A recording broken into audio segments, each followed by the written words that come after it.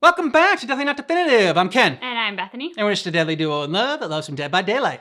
Yes, we do. And we got more lore. Yeah, we're checking out some lore from Dead by Daylight. We did a lore video before from Pixel Brush, and so we're checking out a new channel for Dead by Daylight lore from Single Player Nacho. Was another channel that was recommended to us. And this is lore on the Trickster. So it's a character that I've heard the lore is really good on, and makes it that's kind of what makes the character scary. It's like when you know the character's backstory. Because like otherwise, it just almost like, okay, this is like a K-pop killer. And that's what this is about. It didn't seem like too scary to me when you compare it to like, you know, Freddy and Jason and Michael Myers. Well, Jason isn't in Dead by Daylight, but Michael Myers and everything else. I mean, so be interested to see this. Yeah, for sure. And if you want all of our Dead by Daylight reactions, go ahead and check out the description of this video. We got playlists there for you. We are not drinking today, so that's why we do not have our killer hookup drink. We normally have a killer hookup. It's our homemade sangria that we drink with our Dead by Daylight reactions. Not doing that today, but don't worry, we'll get back to it.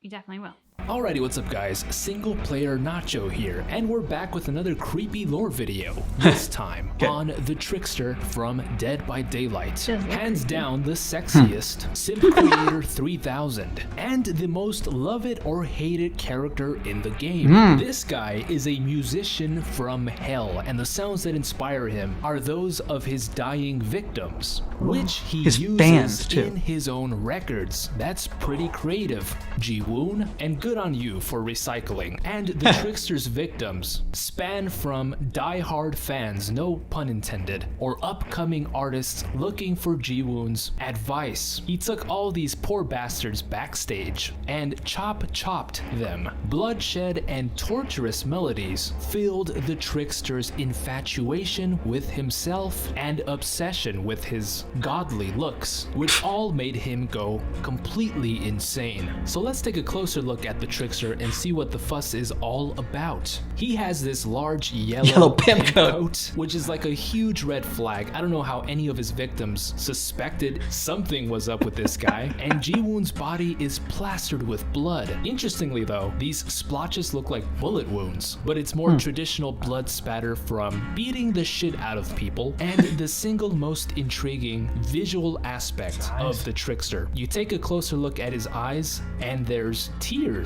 I might be going out on a limb here, but I believe Ji-woon gets emotional when he hears the dying breaths and sounds of his victims, and it makes him cry. It's pretty screwed up, but that's a really cool attention to detail right there. Yeah. So where did it all begin? Is there a point in time in Ji-woon's story that created this volatile personality? And is there something there that helps us better understand Ji-woon's obsession? Flashing lights, the screams of a crazed audience. They all yelled in unison, Ji-woon. On stage, the Trickster was in love with being loved by millions and millions of fans, but something began bothering him. A tug at his ear, a different sound from the crowd. Words, the names of his other bandmates. The crowd's love began being split into 4 different people, and Ji-woon shuddered at the idea of not being the center of attention. Violent, murderous thoughts surged through Ji-woon's mind. There just wasn't enough love to be split. He wanted it all. He quickly began seeing his bandmates as a problem. Just like any other day, No Spin was hard at work at the studio. Upon arriving, Ji-woon smells burning flesh. He enters the lobby and it is filled with black smoke. Cries are heard throughout the building. Ji-woon rushes inside the studio. Through the glass encasement, sees his band members burning, their flesh slowly melting away as they bang on the walls and the door, desperately trying to move these gigantic speakers that were in front of the exit, though their weakened and burned limbs barely gave them any strength to do so. It was Ji-woon's time to put away all of the bitterness, the love-hate relationship with his band members. He had to save them, but tears start flowing down Ji-woon's face. His bandmates' voices, their cries for help, are so beautiful. It was a beautiful sound to Ji-woon. The more they cried, the less it gave Ji-woon reason to unblock the exit. He Oh. lets go of the fallen speakers, backs off and smiles as all his bandmates rot in a flame-filled grave. The somber headlines commemorated the 4 members of No Spin, young, talented, and they would never meet their potential. The headlines also painted Ji-woon in a different light. The hero, the single band member that escaped the harsh flames that burned down their studio. So people came to him, they searched for Ji-woon to shelter him or to seek advice. People with good hearts and good intentions. Unfortunately, Ji-woon's was clearly the opposite. Ji-woon's fascination with struggling artists gave him an idea. To him, these people had talent, but the emotion just wasn't there. The emotion must pulled be out. brought out forcefully if it has to. One violent swing of his bat is all it took to knock out this poor college music student who thought he trusted the Trickster. And the Trickster ties the student up, puts a rag in his mouth, and starts desecrating the student's entire body, limb by limb. Oh. The Trickster dissects this poor student, searching for Alive. the perfect sound. The Trickster, in his newly found talent, makes sure to go about this slowly. A very slow and torturous death for this young, up-and-coming, lost soul. That rag in the student's mouth kept everything silent, so the Trickster did not find the perfect sound. He needed a more quiet place, something more Torture recording soundproof to studio. take his victims in. What did the Trickster choose? An abandoned building. This empty, condemned place would be filled with screams, gorgeous melodies out of the mouths of the Trickster's victims. One by one, he would bring them in, targeted each and every little nerve to find the perfect note. It was a very bloody and violent ordeal. The Trickster even set up a makeshift studio to record these sounds. Make sure he got every last one. The Trickster even became somewhat of an anatomy expert, researching which was the most pain-inducing part of the body that can be stabbed. The quadratus lumborum, the lower ab section, is what Ji-woon loved poking. For that specific part of the body, brought out the most gorgeous sound out of the tortured victim. It brought tears to Ji-woon's eyes. He had to implement these sounds into his upcoming solo album. But his music work was delayed because of his newly found art project. The various interesting designs, sculptures he left behind through his killings. The police didn't know where to begin. His little hints included putting a mink boa, a high-fashioned scarf, around a victim's ripped throat. In another instance, he completely removed every single tooth out of a man's mouth. And this is probably the craziest kill out of Ji-woon's career. A fan that begged and begged for Ji-woon's attention kind of pissed him off. Interesting, because this was a replicated behavior that Ji-woon exhibited. He was the one that constantly needed attention. So he saw this fan also displaying that, so he decided to kill her very viciously. He took out her eyeballs, seen God. placed diamonds in them, and slashed words across her chest. I have seen God. Since he's God. Extremely disturbing. But the sounds of his dying victims provided a very human touch, a feel to Ji-woon's new solo project. Unfortunately, a lot of people weren't having it, including Mighty One Entertainment. The music was just a little bit too raw for their more corporate taste. They planned to either let Ji-woon go, or he would have to abide by their rules and have a more mainstream sound to him. This enraged the Trickster to no end. It was laughable, painful to hear. He was obsessed with his more holistic approach to music. In other words, the sounds of torture. Mighty One Entertainment gave Ji-woon 3 months to prepare a very private show. This was the Trickster's last shot to please Mighty One Entertainment or to become a failed lost artist Something's gonna go forever. well. Dozens were in attendance, including Yunjin Lee. They all gawked and laughed at Ji-woon's recent antics, his music too shallow, too emotional, and behind the curtain, the Trickster heard every last bit of it. The Trickster arrives to the stage, microphone at hand, and before he even started singing, smoke fills the entire audience. They cough and cough until all of the Mighty One Entertainment board members are unconscious. Ji-woon looks around and laughs. He Yep. was the one that set nitrous oxide to fill the entire stage. He was the one in control of his own destiny and his own sound, using his sharpest knife, targeting the most painful nerve endings. He slashed all of the audience members down to an unrecognizable mush. Though they were somewhat numb because of the nitrous oxide, they still cried out for their mothers, their family. They begged Ji-woon to stop the violence, and this was dozens of Mighty One Entertainment board members, maybe even more than dozens. The entire concert hall, the floor filled with puddles of blood, the walls lined with a red goo. All of their sounds, in unison, provided a beautiful orchestra piece in the eyes of Ji-woon. This was his last act. This was his masterpiece. All of the emotion through their dead, gurgling sounds. It was perfect. And the last victim, Yoon Jin, still alive.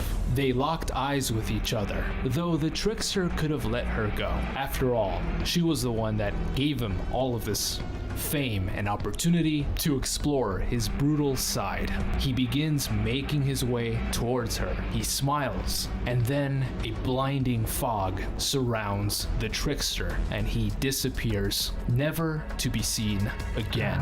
What was left behind? An enormous bloodbath that police would question for decades. A mystery never to be solved. Who killed all of these people, these powerful suits? Who was the one behind these art-like death scenes? It was all one man, obsessed with a human approach to music, obsessed with love for himself. The emotional resonance needed to cater to Ji-woon Hak's ego was larger than life. In fact, larger than many lives. Regardless, the mysterious disappearance of the Trickster, his final solo project, filled with the death sounds of his own victims. And these records would be played over and over again, streamed by his adoring fans. Little did they know, they easily could have participated in record producing. Not intentionally, of course. Ji-woon Hak's brutal melodies would fill the minds of music fans. These tracks were as timeless as the lives they cost to produce.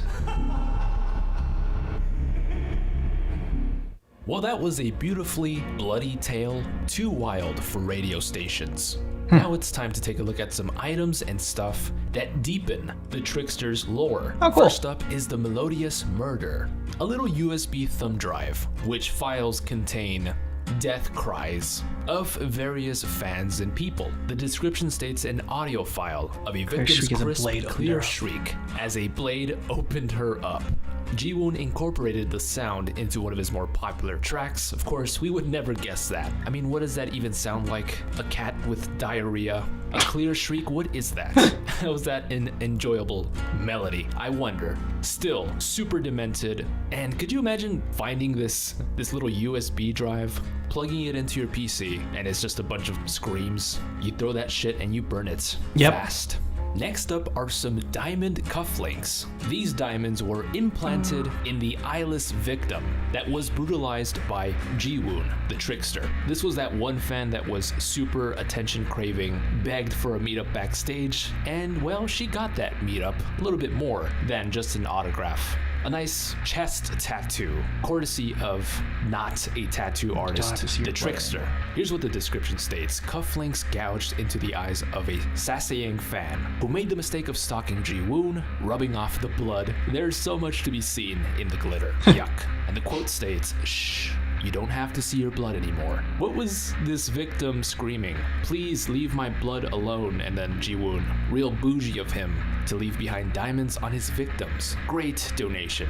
And the final item we're looking at is the iridescent photo card. The photo card, of course, is a gigantic mugshot of the Trickster. And this perfectly entails how egotistical, self-centered this man is. The quote states, "It's okay, scream my name.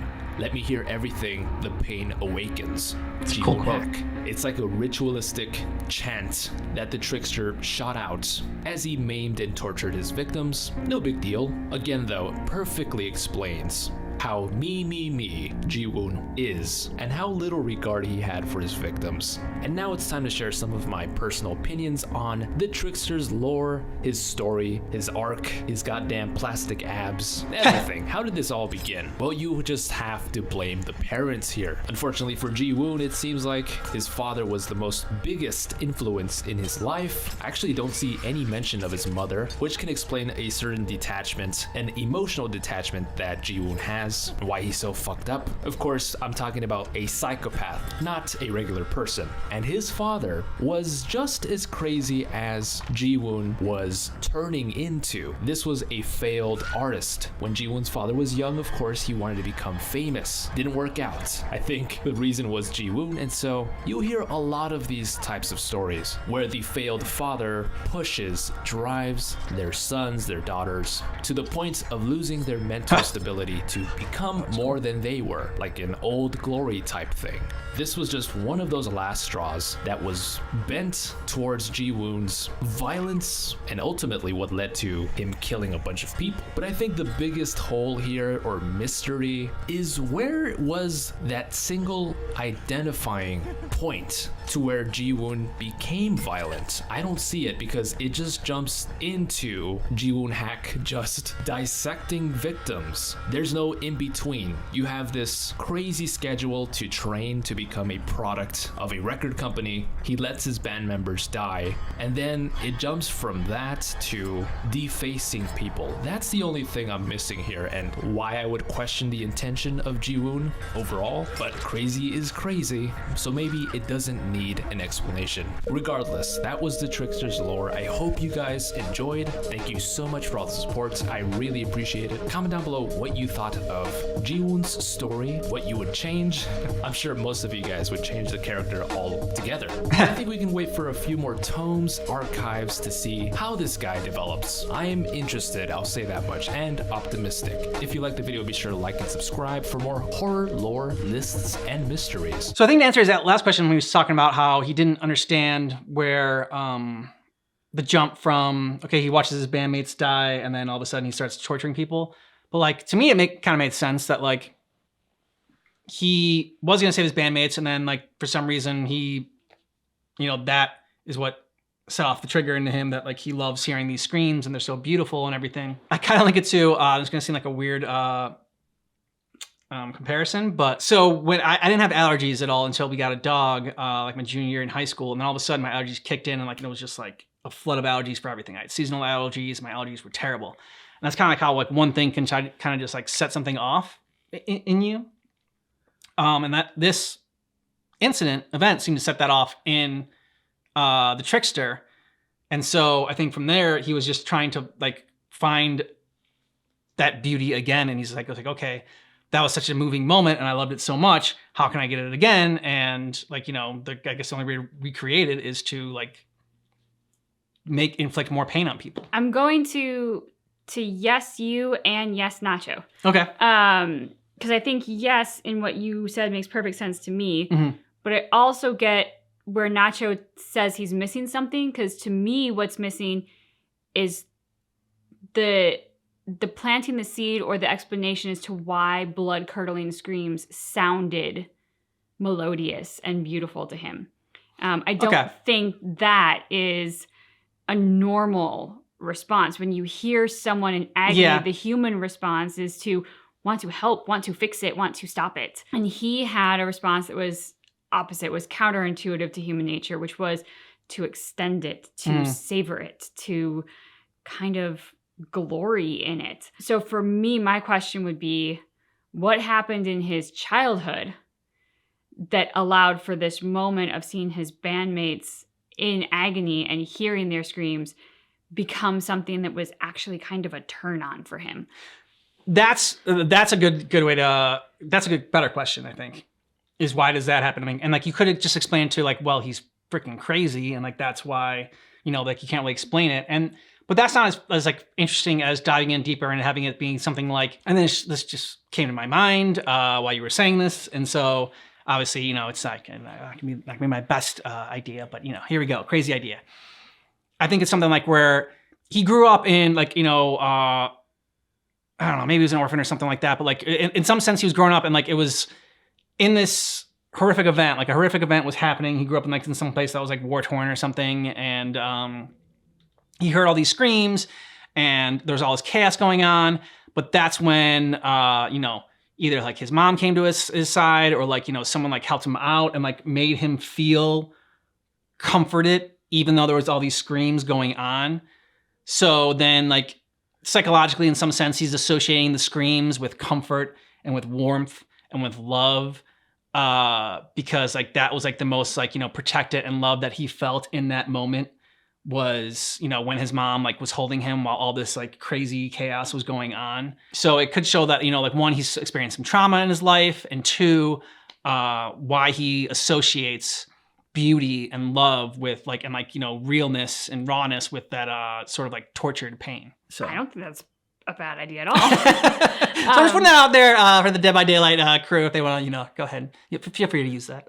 I mean, because I think it's very common for us as adults to have nostalgia for things of the past and to want to recreate those feelings of a time when we didn't have to worry about paying bills and like we were being taken care of and it wasn't all on our own shoulders. And, you know, like I am an adult who will still turn on a Disney movie when I feel crappy about life because that's just, it makes me feel better. And so I think there is definitely something psychological in human nature about wanting to go back to those times, those simpler times. So that could be something, and it could be something where like you could justify it in the lore by saying that, you know, he was so young, he blocked it out.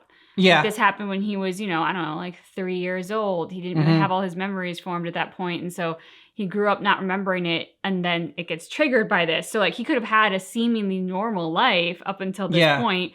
But that's where the sort of like the cause and effect come in. It was something that happened when he was super, super young, but left a psychological sort of scar on him.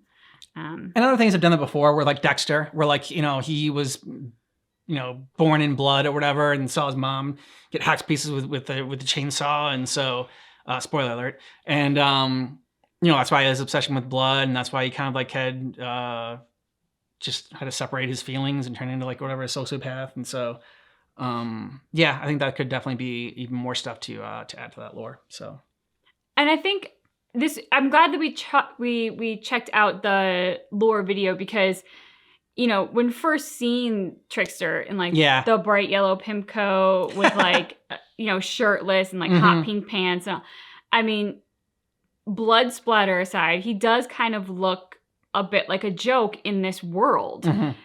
He's very out of place. And so getting this lore and just seeing how deeply screwed up he is. And how psychopathic he is. I mean, I think to me, that is the scariest kind of, I guess, criminal, serial killer, whatever, is the person who not only can get past the pain of others, but actually loves it. Like, actually is turned on by it. And like, that is just a whole other kind of sick and twisted and scary. And the fact that he looked up anatomy and kind of became very good at anatomy because he was trying to discover where are the most painful places.